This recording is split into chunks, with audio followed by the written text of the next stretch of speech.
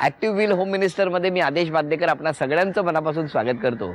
Best नगर आणि best नगर गोरेगावमधली मोगरा society तृप्ती बासुतकर वहिनींना भेटणार आहोत. नवीन प्रेमकथा, पुन्हा या प्रेमात काय घडलेलं आहे, चला जाणून घेऊया. सुरुवात करूया आजच्या भागाला, कारण इथे बोलत बसलो तर तिथल्या गप्पा कमी होतात. चला.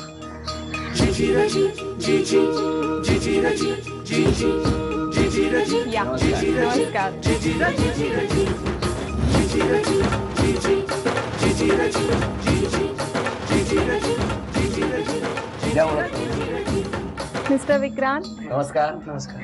माझी आई, नमस्कार. माझ्या सासूबाई, नमस्कार. मावशी, आत्ते सासू, माझी बहीण, काका, माझे सासरे आणि माझे मोठे दीर. बरं बरं बरं बरं सगळ्यांची ओळख झाली. आता गप्पांना सुरुवात करूया. आणि हो, तुम्हाला सुद्धा होम मिनिस्टरमध्ये सहभागी व्हायचं असेल तर आता स्क्रीनवर दिसणाऱ्या या पद्धतीने तुमचं नाव नोंदवा.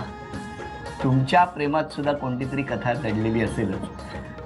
सुरुवात करूया गप्पांना. नमस्कार. नमस्कार. मग कसं वाटतंय आता? खूप छान. खूप छान. तो प्रेमातला पहिला दिवस आठवतोय तुम्हाला? हो. कुठला? 9वीत होते मी. बरं. आणि आमचा प्रोजेक्ट होता आणि तो प्रोजेक्टवर काम करता करता खूप छान आमची ओळख झाली होती. तर तेव्हा खूप भरपूर सहवास मिळाला त्याच्याशी हे करता. मग तेव्हा खूपच आवडला तो मला. हो. मग तुम्ही प्रेम व्यक्त कधी केलं की बाबा असं असं मला वाटतंय? किंवा खरं तर आम्ही दोघांनी एकमेकांना असं व्यक्त केलं असं नाही. 9वीत आमची ओळख झाली, खूप छान मैत्री झाली, आमचे एकमेकांचे विचार एकमेकांशी जुळायला लागले, खूप छान आमचं म्हणजे नेहमी संवाद व्हायचा. मग त्यातनं वाटलं की अरे हां येस. आणि मग हे कधी झालं साधारणतः? 9वी म्हणजे 1996. 1996. आणि लग्न कधी झालं? आता 2008 मध्ये. 1996 2008 म्हणजे 8 आणि 4 12 वर्ष. 13 म्हणून 13 वर्ष तुमचं प्रेम. हो. आणि मग ह्या सगळ्या 13 वर्षामध्ये घरी कळलंच नव्हतं का? थोडं थोडं कळलं होतं. कधी? कॉलेजमध्ये असताना कळलं असेल, कारण आम्ही भरपूर फोनवर बोलायचो. पण मग हे लग्नाचं नेमकं कधी ठरलं? लग्नाचं म्हणजे आमचं जेव्हा प्रेम झालं एकमेकांबद्दल हे तर म्हणजे लग्न हे होतंच की. आणि हा एक होतं की आम्ही आईवडिलांच्या विरोधात जाऊन लग्न नक्कीच करणार नव्हतो. मग लग्नाचा जेव्हा विचार झाला तेव्हा असं काय, कोणता विचार झाला किंवा काय ठरलं? म्हणजे कसं काय? लग्नाचा विचार झाला तेव्हा पहिल्यांदा हेच होतं की विक्रांतच्या घरामध्ये कसं होतं, त्याच्या सगळ्या दादांचे 2 दादांचे ताईचं लग्न हे लव्ह मॅरेज झालंय. त्यामुळे विक्रांतवर थोडंसं प्रेशर होतं की आता निदान हा शेवटचा आहे तर याने आता जातीतल्या मुलीशी लग्न करावं. मग पण आमचं आता प्रेम झालं होतं तर मग पण विक्रांत म्हणाला होता की त्या कोणाचं म्हणजे त्यांना दुखवून हे करायचं नाहीये.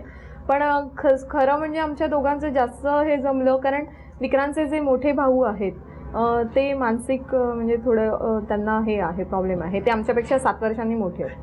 पण मग त्यांचं काही लग्न होणार नव्हतं. पण त्यांचं आणि माझं, निशिकांत म्हणून त्याचं नाव आहे, त्याचं आणि माझं खूप छान जमायचं. म्हणजे मी त्यांच्या जेव्हा घरी यायचे ना तर त्याच्या सगळ्या मैत्रिणींपैकी माझं त्याच्याशी खूप छान अटॅचमेंट होतं आणि हेच विक्रांतला खूप आवडलं होतं. अरे वा. बोलवा विक्रांत ना आधी जरा, कारण या महत्वाच्या मुद्द्याकडे आपण आलेलो आहोत. विक्रांत ना बोलवा. विक्रांत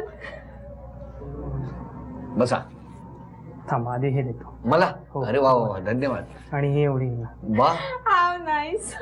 नेहमीप्रमाणे. नेहमीप्रमाणे म्हणजे तो पिवळ्या रंगाचाच फुल आणतो कारण तो त्याचा आवडता कलर आहे. अशा पद्धतीने रोज भेटलात की तुम्ही घेऊन यायचं? नाही, क्वचित कधीतरी. रोज मजा नाही ना. हो. पण मला सांगा तुम्ही की अशी कोणती गोष्ट होती यांच्यातली की जी तुम्हाला खूप आवडली? स्वभाव. पण इतक्या मैत्रिणी होत्या, यांच्याच बाबतीत काय होतं असं वेगळे? हा, मग ते माझ्या मनात जे होतं आणि जे प्रत्यक्षात होतं हिच्यामध्ये ते असं जुळणार होतं. मग घरातल्या सगळ्यांशी कसं यांचं जमून तेच मला नंतर मग हळूहळू कळायला लागलं की ती ज्या पद्धतीने वागते, म्हणजे आपुलकीने प्रेमाने सगळेजण वागतात, पण ते तिचं त्याच्यामध्ये दिखाऊपणा नव्हता. तिचं ते कसं जेन्युइन असायचं आणि मला तो जेन्युइनपणा खूप आवडला.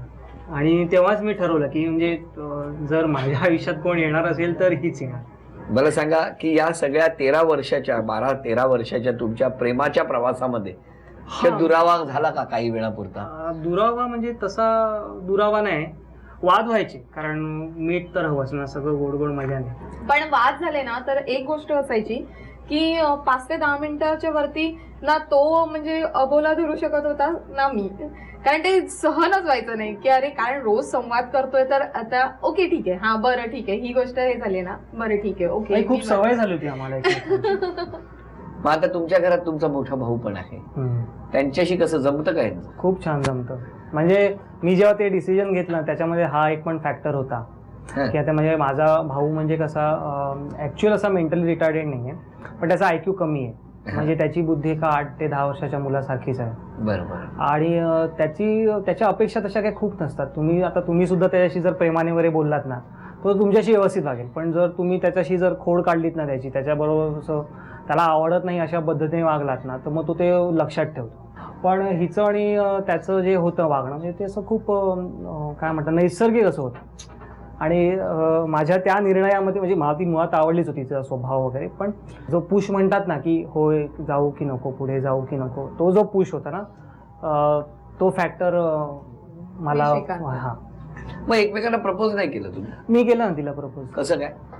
कसं काय आता मी नाही सांगावंच लागेल. नाही मी सांगते ना, कारण खूप मजा होती. एकदा म्हणाला इथे बस, बसले आणि मग त्याने खिशात हात घातला आणि अशी मूठ काढली. तर मी म्हटलं अच्छा एवढं मोठी काय, तर मग माझा हात असा हे केला आणि म्हणाला हे घे.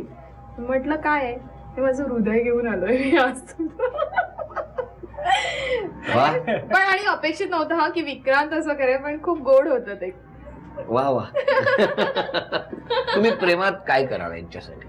काय कराल म्हणजे एखादी गोष्ट तुम्हाला सांगितली की प्रेमासाठी करा तर कराल?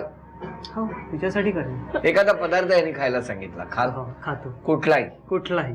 आज तुमच्यासाठी त्यांनी एक वस्तू केलेली, पदार्थ केलेला आहे तयार, स्वतः केलाय, हो की नाही, आणि तो तुम्हाला खायचा आहे, खाणार तुम्ही?